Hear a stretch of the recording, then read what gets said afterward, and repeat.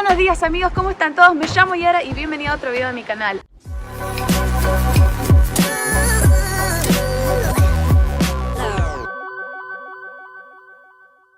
Hoy estoy en la criador de Esturiones de Vanderhoof, en mi pueblito donde vivo yo en el norte de Colombia Británica.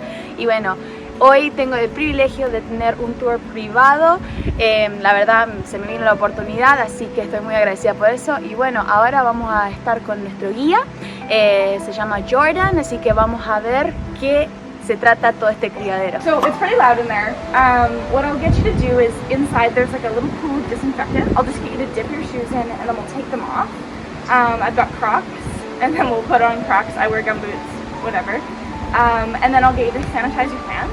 That should be good. And then we just won't put anything in the tanks. For sure. Antes de continuar con el video les quiero avisar de que va a haber mucho ruido cuando estemos adentro del edificio. Este ruido son los filtros andando. Traté de reducir ese ruido lo mayor posible y bueno, voy a poner los subtítulos abajo ya que estamos también hablando el inglés.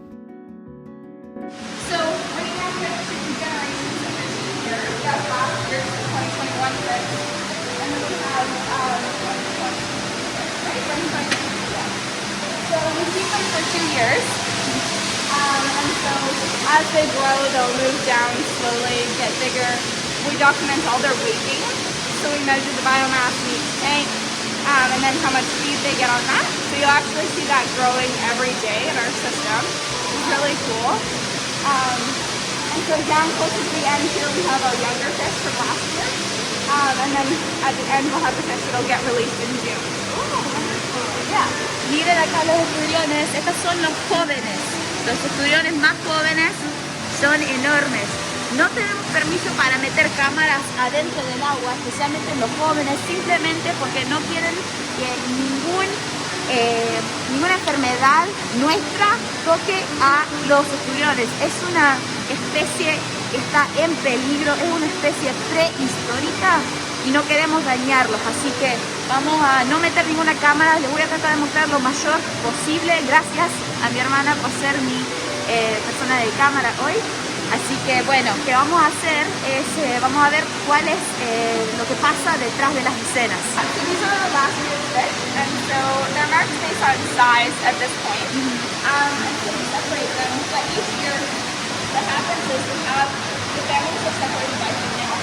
So we separate the female's eggs, but they're fertilized with every male's eggs. And we do that to just increase the amount of genetic diversity, which is really great. And so these will be separated into families until they're pit eggs. Pit eggs are an individual tag that each fish get. They give them an individual number, which you've probably seen when you release fish. Yeah, I've seen those. And actually, in grade 8, me and a few of my friends, we actually did a project on specifically the tagging. Oh, cool. So we actually got the opportunity to come here and we tagged a few juvenile ourselves, so it was pretty interesting. They're tiny little tags. Yeah, so the little microchip goes kind of in their head area, and that retains its best. And so then we can scan them with a scanner, and they have an individual number. So if you catch them in the river, we know who they are, what year they were released, or whether they're a wild fish. These fish aren't separated into families anymore. They're separated by size so that they don't get out-competed by each other. But as juveniles, they are separated by families. So we can kind of tell the success rate, how they're doing based on who their mom is. About 50 of the ones that we'll release this year will get radio tags as well. Oh, I see. Which will allow us to actually track them via radio transponder. Those tags are quite a bit more expensive, quite a bit bigger. But they'll give us an idea of where the fish are traveling, which is really great for our new case. We're going to release some into Fraser Lake again this year. Oh, awesome. Also, yeah, that allows us to let them see where they're going. Yeah, and how old are approximately these juvenile here? So these fish were spawned in May of 2021. So they're very little. We of course have a net here to keep them inside so they're active. Oh, I see. Yeah. And so these are feeding systems here. And then as they get bigger, their feed size goes up. These fish get fed automatically by the system, and we can track exactly how much each tank is eating, and how much feed they're going through. In the wild, what is their main diet? Yeah, so they're bottom feeders. They're going to eat anything that's kind of dead, decaying on the bottom. As juveniles, they'll eat some invertebrates, smaller things like that. And then as they get older, salmon is a huge proponent of their diet. So sockeye salmon runs when they're coming through in the fall. That's a huge thing for sturgeon, stock up before they overwinter. That's their diet. And this is actually a specially designed pellet, so it sinks to the bottom. Oh. Because they're bottom feeders, yeah. So we don't want to train them to rise to the top. Yeah, no. Because that's predation. All of the tanks here are on a recirculating aquaculture system. It's actually a 7-part filter system that helps us recycle 99.6% of our water. Oh, wow. Yeah, so all the water comes in from the Nechako River, and that's really important because we want them to imprint. So when they imprint on the Nechako River, they know where home is, so they know where to come home to spawn. Oh, that's awesome. Yeah, so that's really important. And that happens in the early larval stages, but it's important to keep them in that Nechako River water.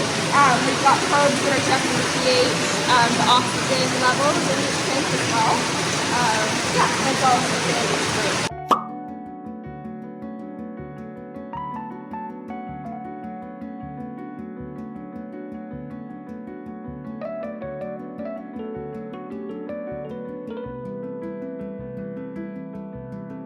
Separate them by size to keep them within the same weight range.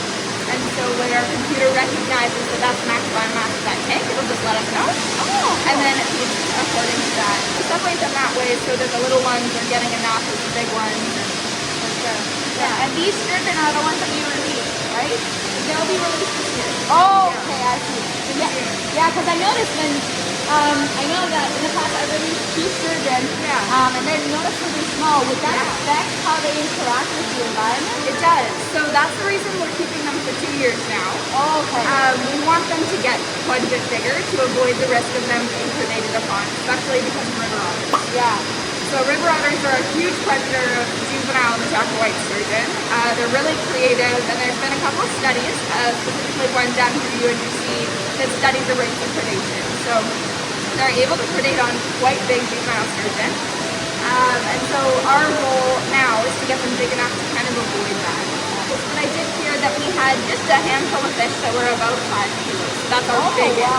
Wow. The hatchery in 2 years seems to grow a fish that would be about 5 years in the wild. Oh. So if you saw a fish like this that was wild born, it would be about 5 years old. Oh, right. So we grow them at a rapid rate here. Does the temperatures of the water affect their growth rate as well? Absolutely, yeah.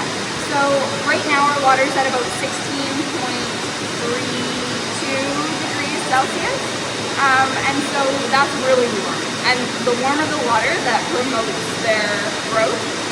Obviously you don't want it to be too warm. Yeah, sure.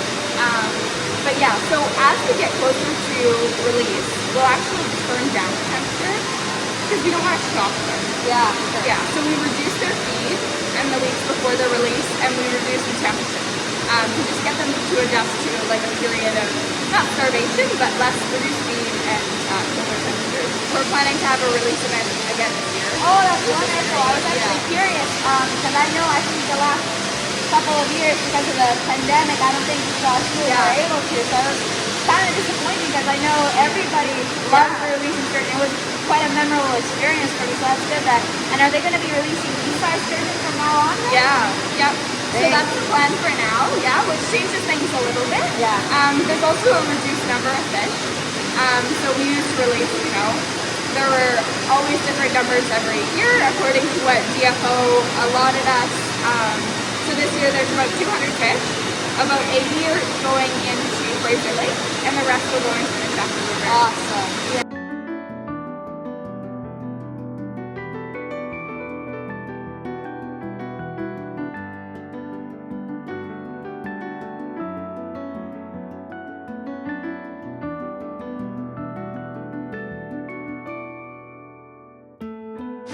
Now I heard that this species goes back years ago. Absolutely. Compared to prehistoric, are there still similarities or any differences compared?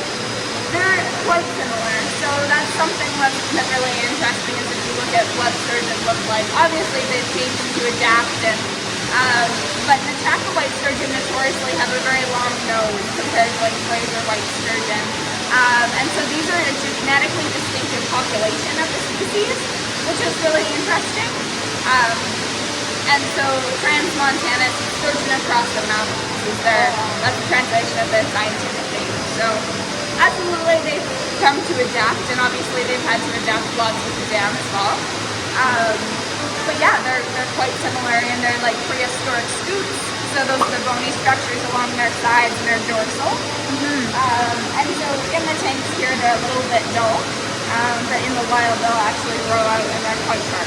Like very, very sharp. So that helps them protect themselves against predation as well. They like, is the white sturgeon the one species that you'll find here, or are there other species that we could find in our area? So it's the only species. So the white sturgeon is the species, and then there are a few distinct populations. So there's the Upper Fraser and Lower Fraser populations, and then there's the Nechako population. So the Nechako population, there are more populations than that, right? But like, so the Nechako population is the population you'll see here, but occasionally you do see them intermixing, just looking for food, like anything. They're transient, and then they'll find their way home. So yeah. Cool.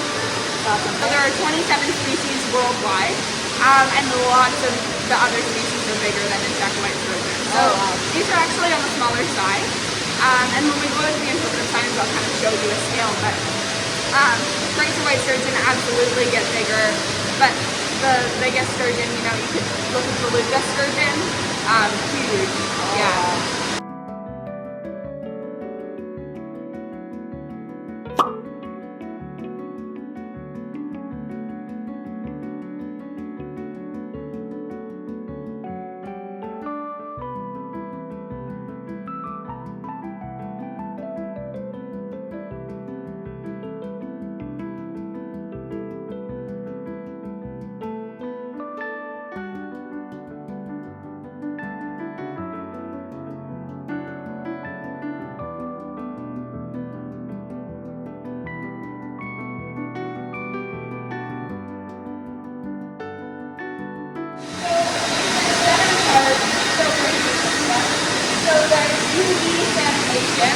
There's a solid filtration, so picking out any bits and pieces. This is a bioreactor, so this keeps all our good bacteria. It's got tiny little plastic pieces in here, and so it'll kind of keep our good bacteria nice and healthy, and just filter it through in. And yeah, then you can also sanitize all the water. They just want to do particle filtration, a sand filter. Yeah, all from the river intake. And So it all comes from the river then? And then it just gets and recycled. Yeah. We of course use warm water when we're working with larvae. Because we want them to imprint. So we're using fresh river water all the time just to make sure that process is super secure. So these will all be larva tanks, but we have our inserts. So it'll just keep it about this shallow. And we'll have a little bit of like a light trickling. And incubation tubes coming up, so the eggs will kind of bubble in until the larvae hatch. They'll come out of the incubation tubes into a light tank insert. Oh wow! How many eggs can a single female? Oh geez, millions. Millions. Yeah. Wow. So there's actually the interpretive signage does give an exact number, but I can't recall off the top of my head. But yeah. And what's usually the success rate, or how many does the hatchery have success in incubating them? And it does, absolutely. Better than the river. So what happens in the river is because there's so much silt and sand, the eggs actually just suffocate. And so that's because of lots of erosion in the river banks as well. But here we have a pretty great success rate. But like anything, because they're mass spawners, they're just going to have a high death rate in those early stages where, you know, only some are going to survive. But yeah, we have pretty great rates here, which allow us to get exactly the amount of fish that were allotted for that year. And no more. that's cool. How old are they when you have to put the pit tag? Oh, so they're a little over a year. Okay. Yeah, so quite a bit bigger. Yeah. Lots of room to grow and get settled up. And do those tags get changed throughout the years, or No, that once they get their tag, that's their tag for the rest of their life unless they, for some reason, shed it. But that doesn't happen very frequently. Oh, I see. Yeah. Do they actually shed kind of like? Sometimes the body can just reject it, but it's very, very infrequent that happens. Oh, okay. Yeah. Oh, I didn't know that. Yeah.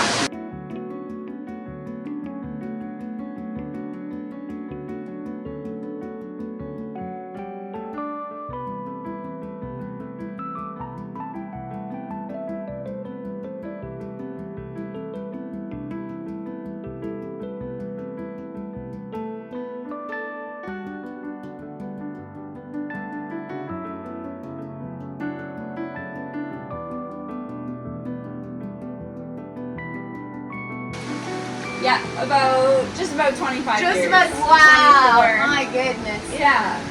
So very large sturgeon. This trailer tank is actually what we bring large adult sturgeon back from the field in. So it's hooked up to oxygen, we fill it up with water. We'll transfer them from a gurney from the river into the tank and then bring them back here. But yeah, so this is some of the interpretive signage here.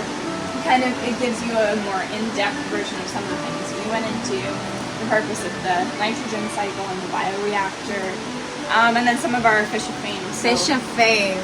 Yeah. Last year we caught the largest Nechako white sturgeon on record. So this is Siketi. Obviously a very large fish, 335 pounds. Wow.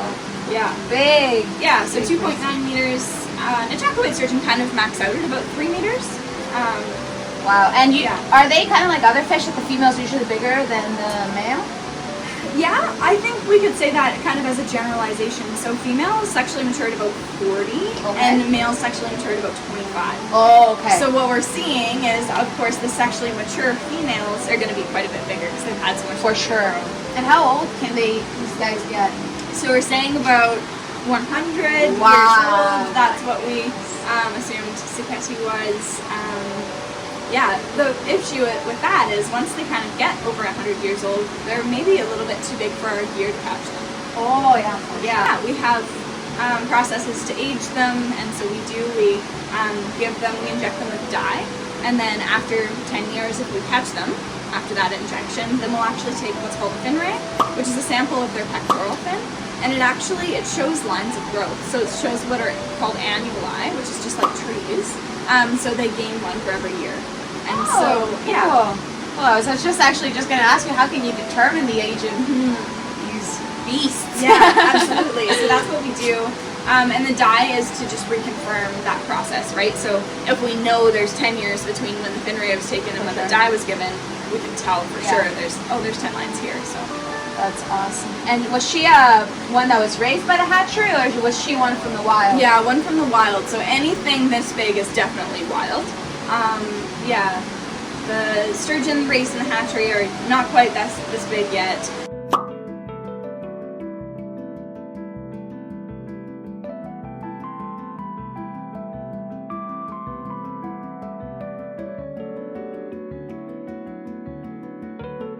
So what we can do sometimes is in the fall we'll actually look to catch females that'll be ready to spawn in the spring. Okay. Just to secure a few fish for our program in case, For sure. But we're still looking for 5 more females and 12 males. So we'll form our females now. We have actually 4 filled in these tanks right now. So. Oh, wow. Yeah. And do you guys, I know, for example, we have koi, so we have to bring them in for the winter. Do you guys have to do that as well? Yeah, so if we keep anything over from winter, it'll be something we caught in the fall, or something that maybe wasn't ready when we did spawn, eggs were reabsorbed or something. We'll move them into our adult holdings. Okay. In there, yeah. So no ice, but it still gets down to river temperature, so we don't feed them through or warm them up. We just hold them in that tank. So Okay. in a deep hole in the river. And do they usually, I'm assuming, do they kind of hibernate in a way? Do they not eat during that period? Yeah, so I'm not sure that they totally don't eat, but lack of food would lead them to that. Yeah, so they become really dormant, they find a nice deep hole, and they actually do stacking. So a whole bunch of sturgeon will gather into the same hole and just kind of stack on top of each other. Oh, I think I've seen those in pictures before, Yeah. so that's cool. Do any other species of fish do that as well? Or? I'm sure other sturgeon do, and anything that kind of overwinters like that, they would go together. But yeah, it's kind of a unique thing to see that many really large fish stacked up. For sure. It kind of reminds me with bees, they all cluster up, so it probably has to do something with the same thing, keeping warm. Keeping warm and just kind of staying in a nice deep spot to stay safe.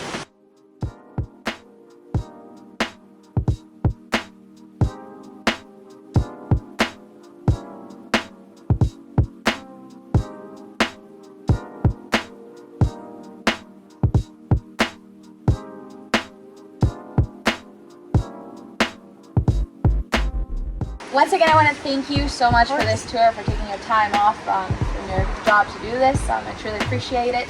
But how long have you been working in this hatchery, and what do you love the most about it? Yeah, so I've been working here seasonally since 2019, so this is my 4th year. And there are definitely some top 10 moments. It's amazing to watch them grow. So I do this while I'm doing my university degree, so I take a little bit of time off in the winter time, and when I come back to see them grow, getting that whole cycle is absolutely amazing. I love being on the water, getting to sample sturgeon, see them in the wild, and then catch sturgeon that we've released from here. So yeah, it's really amazing to be part of this conservation effort, and it's really amazing to engage with the community too, that is so enthusiastic about their conservation. For sure. I remember when this building, you know, I was super young, but I still remember when this building was being built and everybody was so excited about it. So what can you tell me about what is the main goal for this conservation? Basically, not only to preserve the sturgeon, but what is the main goal other than preserving this endangered species? Yeah. So since 2006, there have been sturgeon conservation projects that have released juvenile sturgeon into the river.